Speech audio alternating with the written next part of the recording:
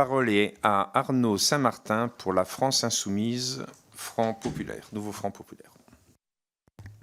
Merci, Monsieur le Président. Amiral, en 2022, ça a été dit, face au conflit ukrainien, le président de la République a déclaré que nous serions entrés dans une économie de guerre, c'est-à-dire une espèce de mantra. Nous sommes pourtant bien loin d'une économie de guerre, à strictement parler, et pour plusieurs raisons. Tout d'abord, nous ne sommes pas en guerre, techniquement. Ensuite, une économie de guerre nécessiterait une mobilisation massive, vous l'avez rappelé, de la population, des dépenses militaires qui pourraient atteindre 5 à 10% du PIB, mais ça, c'est des évaluations à la louche, et une industrie de défense rigoureusement administrée. Alors, on en est quand même relativement loin. Cela étant dit, j'aimerais vous interroger sur les difficultés actuelles que rencontrent nos industries de défense, et j'ai 3 questions.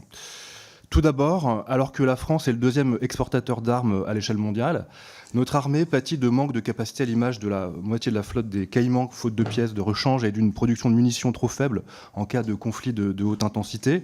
Selon vous, ne serait-il pas plus pertinent de prioriser nos besoins nationaux au lieu de répondre aux commandes étrangères? C'est une question d'équilibre. Quelles sont les actions réalisées afin de favoriser la relocalisation de nos entreprises de défense? Ensuite, puisque 30% des entreprises d'armement seraient concernées par des problèmes d'approvisionnement en 2024, il y avait un dossier récemment dans Le Monde, qu'en est-il de leur diversification et de leur sécurisation? L'autonomie stratégique en la matière n'est-elle qu'un vœu pieux? Par ailleurs, les difficultés d'élévation des cadences sont aussi liées aux problèmes de recrutement. De nombreuses entreprises sont concernées à l'image de Centralp ou For Digital FMDL. En dehors de la campagne d'accompagnement des dirigeants ou des ressources humaines, avez-vous connaissance de réflexions quant à l'attractivité des carrières et des RH sur le temps long, puisque c'était un point important pour vous, et des conditions de travail de ces métiers qui sont en tension? Enfin, dernière question, sur le plan strictement financier, comment protéger nos entreprises de l'investissement potentiel de fonds vautours et éventuellement de spéculateurs susceptibles de compromettre notre souveraineté dans un secteur si critique? Est-il d'ailleurs bien raisonnable de privilégier la coopération européenne et de partager nos compétences techniques avec des partenaires à l'attitude parfois douteuse afin de réduire les coûts de nos équipements du futur? Merci, cher collègue. Amiral, la parole est à vous. Alors, merci, monsieur le député. Alors,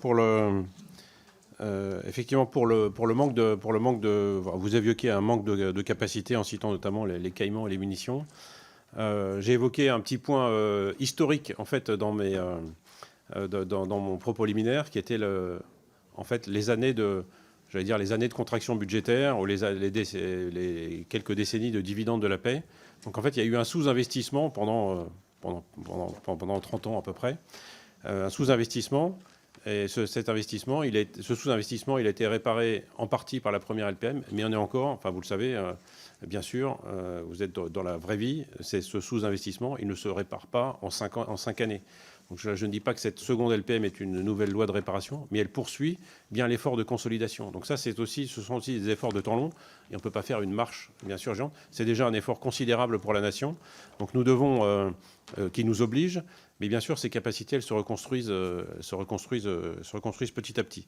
Pour les munitions, vous avez vu augmenter les cadences, de production des obus de 155, des missiles. Sur les munitions complexes, on ne peut pas augmenter énormément les cadences. Et par ailleurs, il y a aussi, dans ces munitions, il y a aussi le poids de l'histoire, c'est-à-dire qu'il y a quelques architectures de production qui sont liées aussi à ces décennies dividendes de la paix, où la production est partagée entre plusieurs pays. Et donc, parfois, le circuit n'est pas optimal par rapport à une chaîne, c'est-à-dire qu'on n'est pas dans le modèle de l'industrie automobile, avec l'usine de production et l'ensemble des sous-traitants autour. Dans les missiles, il y a parfois des bouts de missiles qui font plusieurs étapes dans différentes chaînes, et donc qui complexifient la construction. Mais ça c'est le poids de l'histoire. En fait, et on ne peut pas refaire la chaîne, la chaîne entièrement. Donc on a parlé aussi vous avez évoqué, donc ça c'est pour les besoins, pour les manques de capacité, et puis comment on reconstruit. Nos besoins nationaux aussi font l'objet d'un équilibre extrêmement soigneux entre nos propres besoins et l'aide qui est donnée à l'Ukraine. C'est une vigilance qui fait l'objet de toute l'attention de l'état-major des armées. Enfin, vous avez évoqué la relocalisation de nos entreprises de défense. Il y a une partie poudre avec une usine de Orinco qui est en train d'être lancée près de Bordeaux, il me semble. Et donc il y a toute cette pour la France, on a cette culture, enfin, vous le savez, de la souveraineté à travers la dissuasion notamment. La dissuasion nous oblige à produire de façon absolument sûre et complètement avec une sécurité maximale, c'est-à-dire qu'on doit maîtriser l'ensemble des composants. Il ne peut pas y avoir de boîte noire dans les équipements qui servent à la dissuasion. Donc on a bien cette notion de souveraineté et de production française entière, complète. Ça n'empêche pas qu'il y ait des programmes en coopération, mais dans cette production française, la dissuasion notamment nous fait avoir cet esprit où on cherche à avoir cette production française maîtrisée entièrement. Pour ce qui concerne les entreprises de défense et leur capacité de production, vous avez parlé des difficultés d'approvisionnement. Effectivement, il y a un travail qui est fait par la DGA, mais là je laisserai le délégué général pour le moment en reparler, sur ce qu'on appelle en français le sourcing, c'est-à-dire où est-ce qu'on peut trouver les équipements, des composants, des cartes électroniques, est-ce qu'on rapatrie la production en France.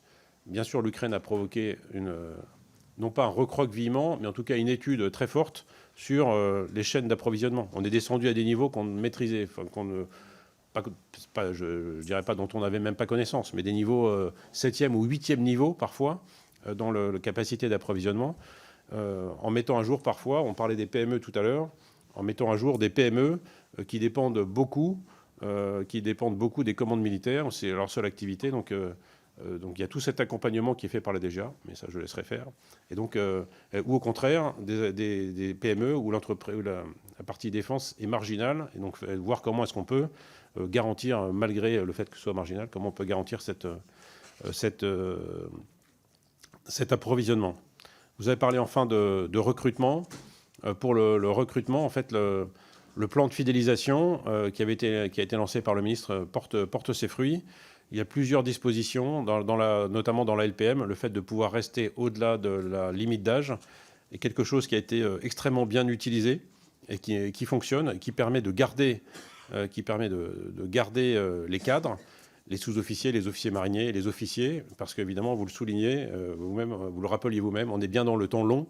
Et donc, en fait, on ne peut pas recruter un commandant de porte-avions, je prêche pour ma parole, ou un commandant de régiment comme on peut recruter de l'extérieur le président d'une grande boîte industrielle, par exemple, pour ses capacités managériales ou autres. Il y a c'est une formation par étape, une formation incrémentale, pour reprendre les termes des programmes. Et donc, il faut absolument garder nos officiers mariniers, nos sous-officiers, et puis les officiers qui ont cette partie technique. Donc, il y a la fidélisation. Donc, les mesures de la loi de programmation militaire nous y aident. L'attractivité des carrières militaires, les efforts qui sont faits sur les grilles indiciaires également sont des efforts forts. La nouvelle politique de rémunération pour les militaires également. Et donc ça marche aussi. Pour les capacités spécifiques, si on veut revenir un petit peu à l'économie de guerre, il y a aussi le fait que les entreprises s'organisent pour disposer de capacités particulières. On a souvent évoqué dans différents articles les soudeurs. Je me demande si ce n'était pas marqué dans l'article du Monde d'ailleurs, je crois. Il y a une école de soudage qui a été montée à Cherbourg par Naval Group, les constructions mécaniques de Normandie, Orano, et il m'en manque un, et l'Arsenal, évidemment, Naval Group, pour disposer de la capacité. Donc ça permet, dans un bassin où le tissu industriel en fait, est plutôt concentré sur le nord du Cotentin et moins sur le sud, d'avoir des gens qui, du coup, suivent une formation locale, donc ils n'ont pas besoin de se déporter. Ils sont formés, employés ensuite dans les entreprises locales.